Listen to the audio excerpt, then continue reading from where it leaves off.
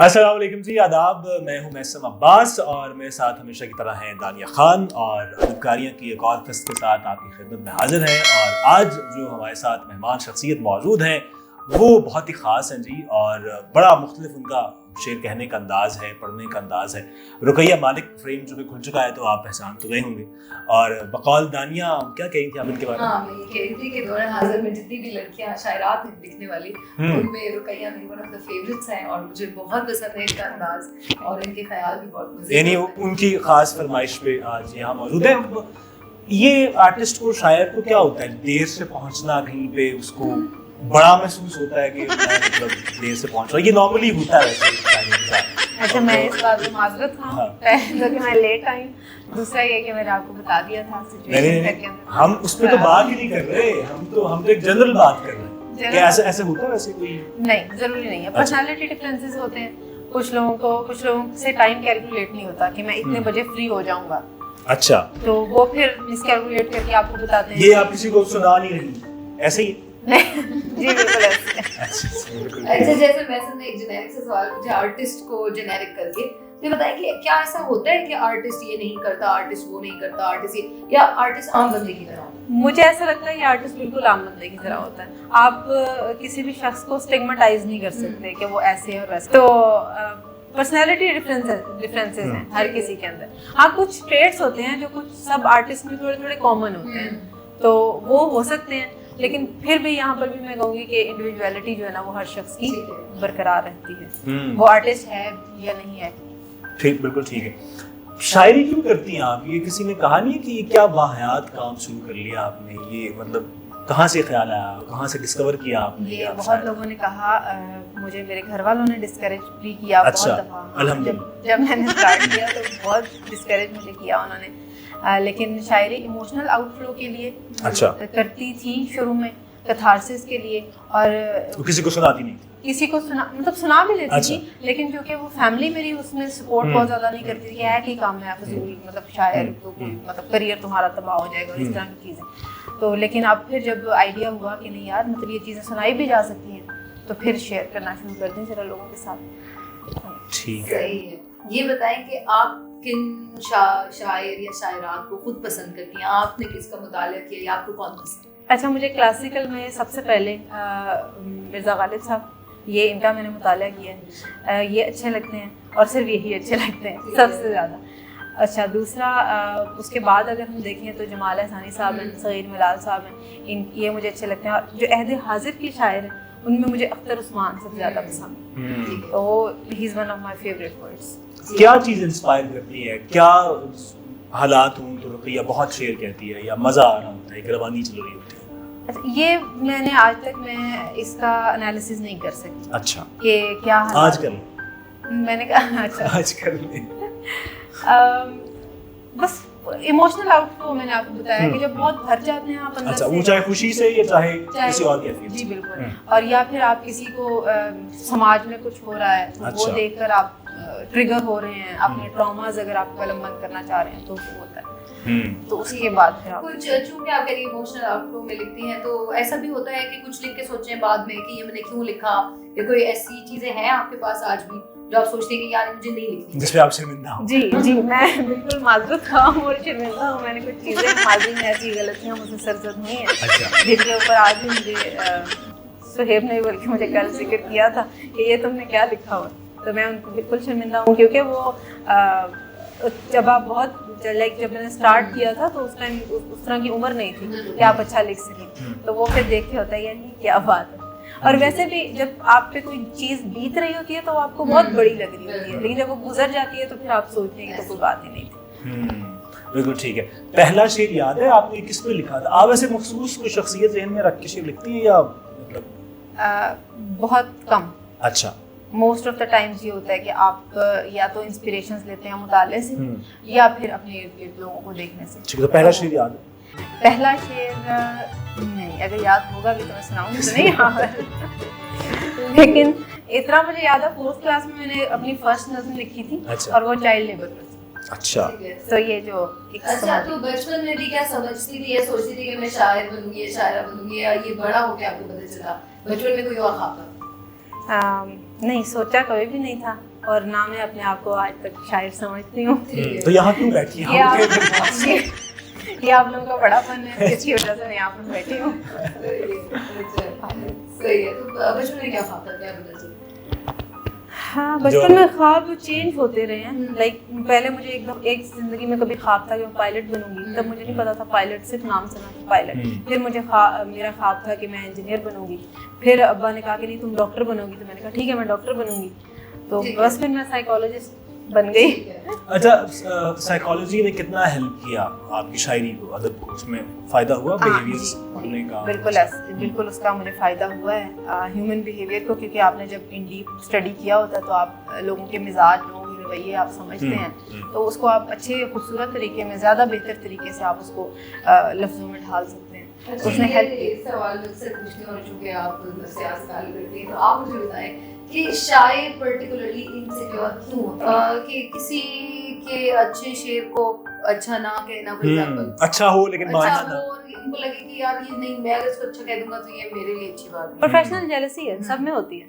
लेकिन शायरों में ज्यादा मैंने महसूस किया है। दैट्स नेचुरल ना, वो मतलब अपने वो वहाँ पर ये होता है कि अपने मुकाबिल किसी को वो खड़ा हुआ नहीं, ग्रैंडियोसिटी और थोड़ा सा वो नार्सिसिज्म तो है ना शायद की शख्सियत। रुकैया झूठी दाद देती है मुशायरों में, या वैसे किसी ने शेर सुना दिया हो या फिर भेज दिया हो या कभी? नहीं। अच्छा। मतलब कम, काफी कम। यानी इस बात से कितना फर्क पड़ता है कि जीवन साथी भी शायर हो, आप भी शायर हो? क्या ये वाकई कोई फर्क पड़ता है? क्योंकि बहुत मेरा अपना भी ये सवाल है कि क्या इस चीज से होता है, कोई झगड़ों में कमी आती है या जाती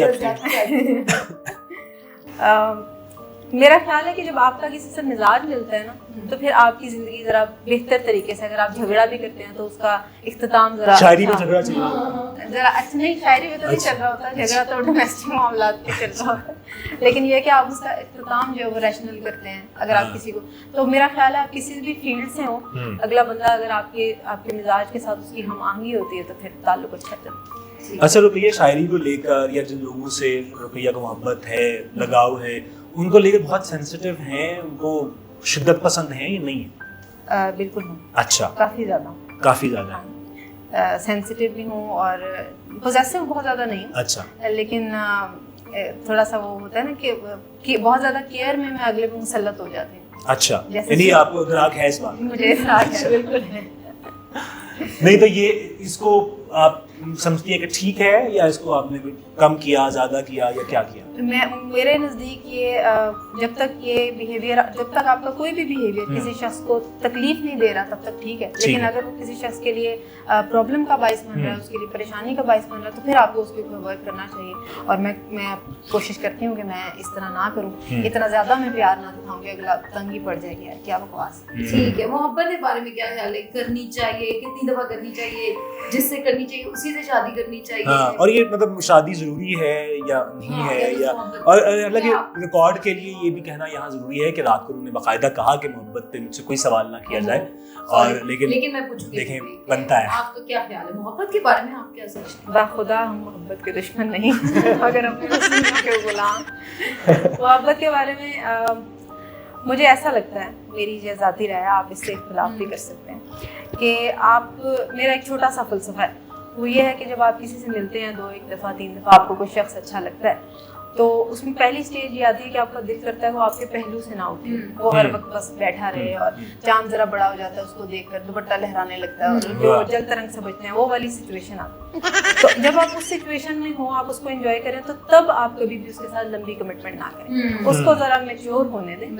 फिर जब मैच्योर हो आप, उसके साथ आपकी और मज़ीद बॉन्डिंग होती है, फिर आपको पता चलता है यार इसमें सिर्फ खूबियाँ नहीं, खामियाँ भी हैं। फिर जब आप ये डिसाइड करते हैं कि यार इसमें खामियाँ भी हैं, ठीक है, दैट्स ओके, वो ह्यूमन बीइंग, उसके साथ मैंने रहना है, तो फिर आप कमिटमेंट करें। अगर आपको तब भी वो अच्छा लग रहा हो तो फिर आप शादी की वो लव एट फर्स्ट साइट वाला कोई सीन नहीं, वो उस तरह की वो किसी की अगर कामयाब होती है तो उसकी किस्मत की वजह से होती है, तो वो कामयाब नहीं होती उस तरह की शादियाँ अमूमन, मेरा ये ख्याल।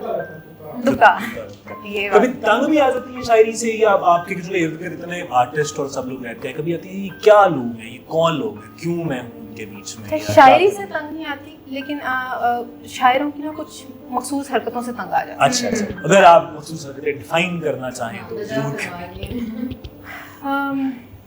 मतलब बैठे हैं ला यानी गुफ्तगू किए जा रहे हैं फिलोसॉफिकल बने जा रहे हैं, तो वो इस तरह की चीज़ों से ना वो मैं तंग आ जाती हूँ। वो मैं भी करती हूँ। अच्छा, आप भी करती ये नहीं है कि मैं करती हूँ।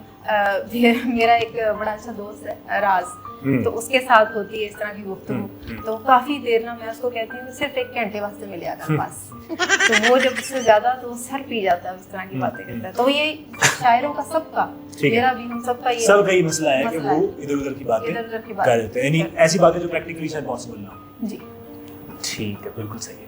अच्छा, जैसे ये एक सवाल चले कर ही देते हैं, जो तो पहले आपने इसका आगाज़ किया था कि किसी शायर का जीवन साथी जब आप होते हैं तो क्या ये बोझ होता है आप पर या आपकी शनाख्त पर, या क्या मतलब ये क्या होता है, ये आसानी होती है या क्या होता है? भाई अगर तो आप खुद भी शायर हैं हाँ। और आपके साथ जो आपका लाइफ पार्टनर है वो भी शायर है, तो फिर तो जिंदगी आप समझेंगे बड़ी खूबसूरत है। अच्छा। और अगर आपका मिजाज नहीं है शायरी का और आप शायरी में इंटरेस्टेड नहीं है, तो फिर आपको पेपर बर्डन आपको लगता है यार ये क्या हर वक्त शेर और आप सबसे पहले उनको सुनाती हैं अपने लाइफ पार्टनर? हाँ जी। अच्छा, और वो भी आपको सुनाते हैं? इस बात का आपको यकीन है? ये बताएं कि अक्सर अभी रिसेंटली हमने काफी शोरा से पूछा तो लोग खवातीन शोरा को अपने मतलब मुकाबिल या एक जो पाट्रियार्कल सेटअप है कि भाई ये तो खातून है, इसका मर्द शायर से कोई मुकाबला नहीं, तो क्या आप ऐसा समझती हैं? आप ऐसा समझती हैं? जो कि इससे पहले एक हालिया इंटरव्यू में एक शायर ने ये तक कहा कि मतलब वो तो मेरे मतलब मुकाबिल ही नहीं समझता नहीं हूँ मैं ना, मतलब कोई दूर दूर तक कोई निशान नहीं। एक तो आप इस बारे में क्या समझती हैं? दूसरा क्यों नहीं है, फीमेल इतनी कम क्यों है? जो आपका ये पैट्रियार्कल निज़ाम है ये हमारे मुआशरे में इतना सीप इन कर चुका है, इसने हम मतलब मैं बहुत ज़्यादा फेमिनिस्ट नहीं हूँ, लेकिन औरतों के साथ इन जनरल बुरा हुआ है हमारे मुआशरे में। तो हमारे घरों के अंदर आप पैटर्न देख लें, यानी मैं अपनी मिसाल अगर दूँ तो मैं अपनी सिलेबस के अलावा, अपने कोर्स के अलावा कोई और बुक नहीं पढ़ सकती थी, मुझे नहीं अलाउड था। ठीक है, फिर आपका एक्सपोजर नहीं होता, एक खास उम्र तक तो आप बाहर निकल मतलब आपने भाई के साथ निकलना है, बाप के साथ निकलना है, आपका कोई और एक्सपोजर ही नहीं है। तो जब आपका एक्सपोजर नहीं, आपने दोस्तों में बैठना नहीं, कोई बात नहीं करनी, कोई डिस्कशन नहीं करनी, तो आप कहाँ से लिखेंगे? आप कुछ पढ़ेंगे, कुछ कहीं जाएंगे, कोई सफ़र करेंगे तो आपको इंस्पिरेशन आएगी ना। तो जब वही नहीं है तो फिर कैसे हो सकता है? तो ये बात दुरुस्त है कि ख़वातीन अच्छा नहीं लिख रही, और उसके पीछे ये मर्द ही है, यही रीज़न है हमारे अच्छा ना लिखने के पीछे। 10 साल बाद रुकैया शायरी में खुद को कहाँ कोई है या नहीं है, मतलब शायरी कर रही है बस? 10 साल बाद मुझे लगता है मैं यही होंगी, क्योंकि अच्छा, मैं नहीं तो यही होंगी आप, लेकिन शायरी में भी मुझे लगता है मैं यही होंगी। अच्छा, और उसकी वजह ये है कि शायरी को बहुत ज़्यादा टाइम जितना देना चाहिए, जितना शायरी का हक है। शोहरत मांगती है शायरी से आपके मिले, शोहरत मिले और वो व्यूज, लाइक्स और वो सब? शोहरत किसको अच्छी नहीं लगती? अच्छा, मैं ये बिल्कुल नहीं कहूँगी कि मैं नहीं चाहती शोहरत, मतलब सबको अच्छा लगता है, लेकिन फिर ये कि मैं मुझे मेरा ये दिल करता है कि मैं लिखूं उस लेवल का कि जिस लेवल पे शोहरत मिलती है आपको। अच्छा, शोहरत से मुझे एक सवाल मेरे ज़हन में भी वही था। आप मुझे बताएं कि इस वक्त जिन जो पॉपुलर शायर हैं, आपको क्या लगता है कि किसको अनडिजर्व्ड शोहरत मिली है? आपकी नज़र में ऐसा कौन है? ये जो कहा ना कभी कभी देती हूँ, जो खवातीन शायरात है ना, खवातीन, उनका मुझे थोड़ा सा है इख्तिलाफ के वो थोड़ा नाम लेना किसी का, शायरी पे काम कर लें। तजदीद कैसे साहिबा हैं, उनको थोड़ा सा देख लेना आज चाहिए। बुरा दिन चल रहा है, क्या लिख रहे हैं? थोड़ा सा काम करो। मैं नहीं कह रही, बिल्कुल सही है। नहीं मतलब आई लाइक हर, लेकिन ये है कि जरा ठीक है, और गुंजाइश मौजूद है। अच्छा, तो शोहरत के लिए क्या सबसे जैसे कहते हैं कि मतलब ये एक हद आपने मुकर्रर कर दी है कि ये एक लाइन है, यहाँ तक जा सकती हूँ, इससे आगे नहीं जाऊंगी, एक लाइन, वो क्या है? मशहूर होने के लिए जो आप चीजें करते हैं, जो अच्छा रास्ते अपनाते हैं। मैंने खुद बहुत ज्यादा कोशिश नहीं की होने की, अभी तक मैंने बिल्कुल ऐसे ही।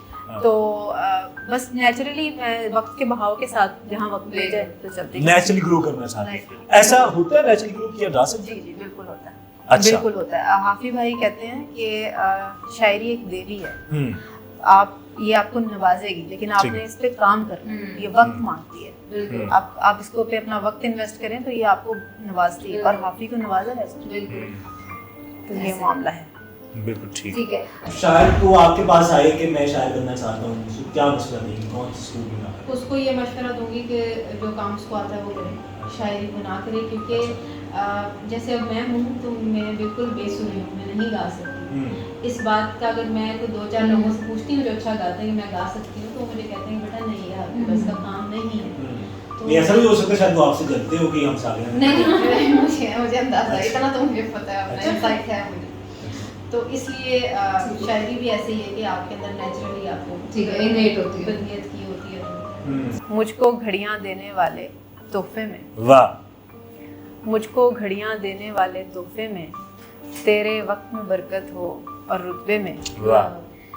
किसने मेरी आंखों को पथराया है, किसने प्यास भरी है मेरे शीशे में, और कमरे के एक कोने में हम दोनों खुश, और आसेब का जोड़ा दूसरे कोने में। वाह। बहुत अच्छी।